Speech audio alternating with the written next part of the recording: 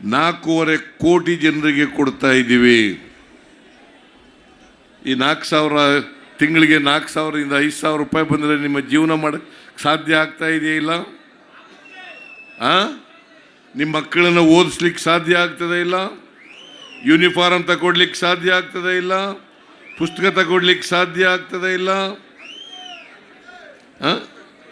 ನೀವೆಲ್ಲ ಬೇರೆ ಬೇರೆ ಪ್ರದೇಶಗಳಿಗೆ ಹೋಗಕ್ಕೆ ಸಾಧ್ಯ ಆಗ್ತಾ ಇದೆಯಿಲ್ಲ? ಬಿಜೆಪಿಯವರು ಮಾಡಿದ್ರ? ಮಾಡಲಿಲ್ಲ. ಈಗ ಅವ್ರು ಯಾರೋ ಮಂಜುನಾಥ್ ಕರ್ಕೊಂಡ್ಬಂದು ನಿಲ್ಲಿಸ್ಬಿಟ್ಟಿದ್ದಾರೆ ಇಲ್ಲಿ. ಮಂಜುನಾಥ್ ಅವರು ಸರ್ಕಾರಿ ಕೆಲಸದಲ್ಲಿ ಇದ್ದವರು, ರಿಟೈರ್ಡ್ ಆದಮೇಲೆ ಇಲ್ಲಿ ಕರ್ಕೊಂಡ್ಬಂದು ನಿಲ್ಲಿಸ್ಬಿಟ್ಟಿದ್ದಾರೆ. ಅವರು ಬಿಜೆಪಿಯವರು ನಿಲ್ಲಿಸ್ತಿಲ್ಲ, ಅವ್ರಿಗೆ ಯಾರು ಕ್ಯಾಂಡಿಡೇಟ್ಗಳು ಸಿಕ್ಕಲಿಲ್ಲ. ಅದಕ್ಕೆ ದೇವೇಗೌಡನ ಅಳಿಯ ಅಂತೇಳಿ ಕರ್ಕೊಂಡ್ಬಂದು ನಿಲ್ಲಿಸ್ಬಿಟ್ಟಿದ್ದಾರೆ.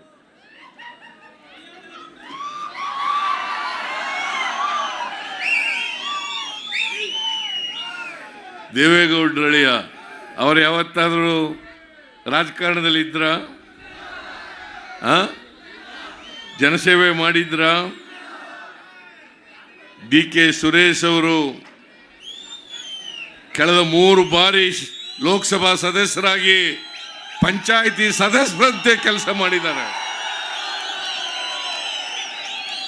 ಇವತ್ತು ನೀವು ಮಾಡಬೇಕಾಗಿರ್ತಕ್ಕಂಥದ್ದು, ನಿಮ್ಮ ಜೊತೆಲಿ ಇದ್ಕೊಂಡು ನಿಮ್ಮ ಕಷ್ಟ ಸುಖಗಳಿಗೆ ಸ್ಪಂದಿಸ್ತಕ್ಕಂಥ ವ್ಯಕ್ತಿ ಬೇಕಾ, ಅಥವಾ ಇಲ್ಲಿವರೆಗೆ ವೈಟ್ ಕಾಲರ್ ರಾಜಕಾರಣಿಯಾಗಿದ್ದಂಥ ಮಂಜುನಾಥ್ ಬೇಕಾ ಅಂತೇಳಿ ತೀರ್ಮಾನವನ್ನು ಮಾಡಬೇಕಾಗಿರ್ತಕ್ಕಂಥದ್ದು. ಇದು ಇವತ್ತು ನಿಮ್ಮ ಮುಂದೆ ಇರ್ತಕ್ಕಂಥ ಪ್ರಶ್ನೆ. ಒಂದು ಕಡೆ ಅಭಿವೃದ್ಧಿ ಮಾಡ್ತಾ ಇದ್ದೀವಿ, ನಾವು ನುಡಿದಂತೆ ನಡೆದಿದ್ದೀವಿ. ಇನ್ನೊಂದು ಕಡೆ ಬಿಜೆಪಿಯವರು ಸುಳ್ಳು ಹೇಳ್ಕೊಂಡು ತಿರುಗಾಡ್ತಾ ಇದ್ದಾರೆ. ಇವತ್ತು ಚುನಾವಣೆ ನಡೀತಾ ಇರ್ತಕ್ಕಂಥದ್ದು, ಈ ಲೋಕಸಭಾ ಚುನಾವಣೆ ಅಭಿವೃದ್ಧಿ ವರ್ಸಸ್ ಸುಳ್ಳು. ಅಭಿವೃದ್ಧಿ ವರ್ಸಸ್ ಸುಳ್ಳು. ಹೇಳಿ ನೋಡೋಣ. 3 ವರ್ಷ ಅಧಿಕಾರದಲ್ಲಿ ಇದ್ರಲ್ಲ, 3 ವರ್ಷ 10 ತಿಂಗಳು ಅಧಿಕಾರದಲ್ಲಿ ಇದ್ರಲ್ಲ ಬಿಜೆಪಿಯವರು, ಏನಾದ್ರು ರಾಮನಗರಕ್ಕೆ ಮಾಡಿದ್ರ?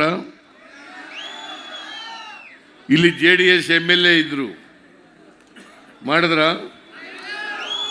ಮಾಡಲಿಲ್ಲ. ಈಗ ಇಕ್ಬಾಲ್ ಬಂದ ಮೇಲೆ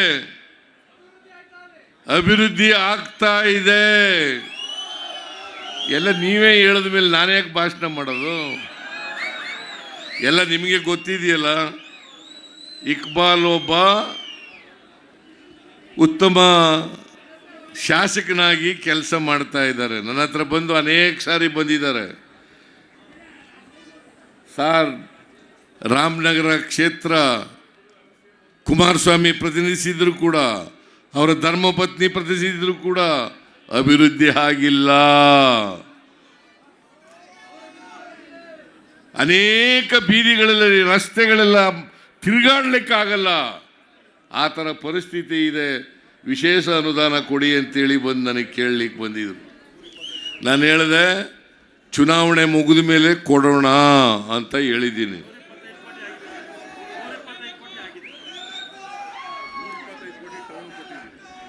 ಈಗ ರಾಮನಗರ ಪಟ್ಟಣಕ್ಕೆ ಅಲ್ಲಿಗೆ 125 ಕೋಟಿ ರೂಪಾಯಿಗಳನ್ನು ಈಗಾಗಲೇ ಕೊಟ್ಟಿದ್ದೀವಿ.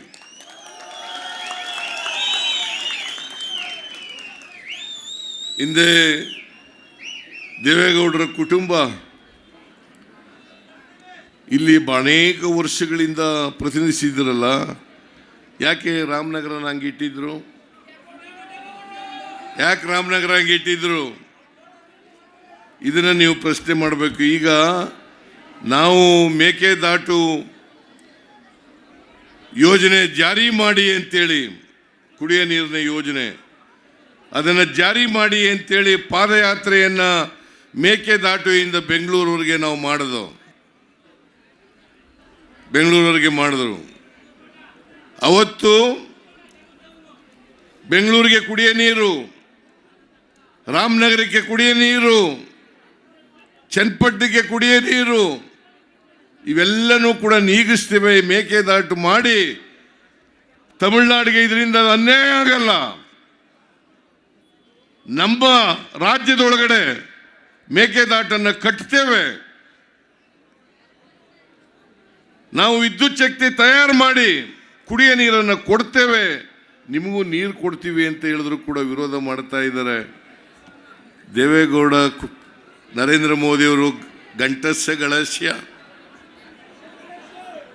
ಏನು ಹೇಳ್ತಾರೆ ದೇವೇಗೌಡರು? ನನಗೂ ನರೇಂದ್ರ ಮೋದಿಯವ್ರಿಗೂ ಅವಿನಾವ ಭಾವ ಸಂಬಂಧ ಅಂತ ಹೇಳ್ತಾರೆ. ಅವಿನಾವ ಭಾವ ಸಂಬಂಧ. ಈಗ ಮೊನ್ನೆ ಸ್ಟೇಟ್ಮೆಂಟ್ ನೋಡಿದೆ ದೇವೇಗೌಡರ ಸ್ಟೇಟ್ಮೆಂಟ್ ನೋಡಿದೆ. ದೇವೇಗೌಡರು ಹೇಳ್ತಾರೆ, NDA ಅಧಿಕಾರಕ್ಕೆ ಬಂದರೆ ಮೇಕೆದಾಟು ಅಣೆಕಟ್ಟನ್ನು ಕಟ್ತೇವೆ, ಕುಡಿಯ ನೀರನ್ನು ಕೊಡ್ತೇವೆ ಅಂತ ಹೇಳ್ತಾರೆ. ಮಿಸ್ಟರ್ ದೇವೇಗೌಡರೇ, ನರೇಂದ್ರ ಮೋದಿ ಜೊತೆ ಅವಿನಾವ ಭಾವ ಸಂಬಂಧ ಅಲ್ಲ, ಅವಿನಾವ ಭಾವ ಸಂಬಂಧ ಮಾಡಿಸಿ. ಈಗಲೇ ನಿಮ್ಮನ್ನು ಹಿಡ್ಕೊಂಡ್ರಿ ಅವ್ರು ಯಾರು? NDA ಬಂದ ಮೇಲೆ ಮಾಡ್ತಾರಂತೆ, ಈಗ ಮಾಡಲ್ವಂತೆ.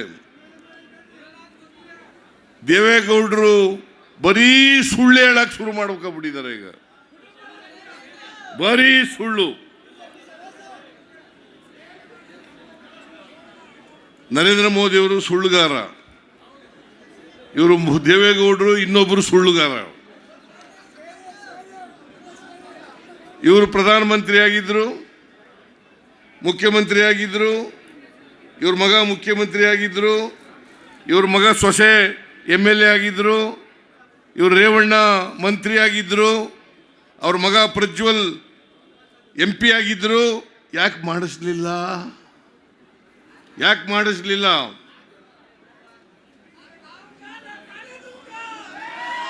ಮುಂದೆ ಅಧಿಕಾರಕ್ಕೆ ಬಂದರೆ ಮಾಡಿಸ್ತಾರಂತೆ. ದೇವೇಗೌಡರ ಕುಟುಂಬದ ಕೊಡುಗೆ ಕಾವೇರಿ ಜಲಾನಯನ ಪ್ರದೇಶಕ್ಕೆ 0. ಏನು ಮಾಡಿಲ್ಲ. ಅವ್ರ ಮಾತುಗಳನ್ನು ನಂಬ್ಕೊಂಡ್ರೆ ಜನ ಮೋಸ ಹೋಗ್ತಾರೆ ಅಂತಕ್ಕಂಥದ್ದನ್ನು ತಿಳ್ಕೋಬೇಕಾಗ್ತದೆ. ಅದಕ್ಕೋಸ್ಕರ ಅವ್ರು ಯಾವತ್ತೂ ಕೂಡ ನುಡಿದಂತೆ ನಡೆದಿಲ್ಲ.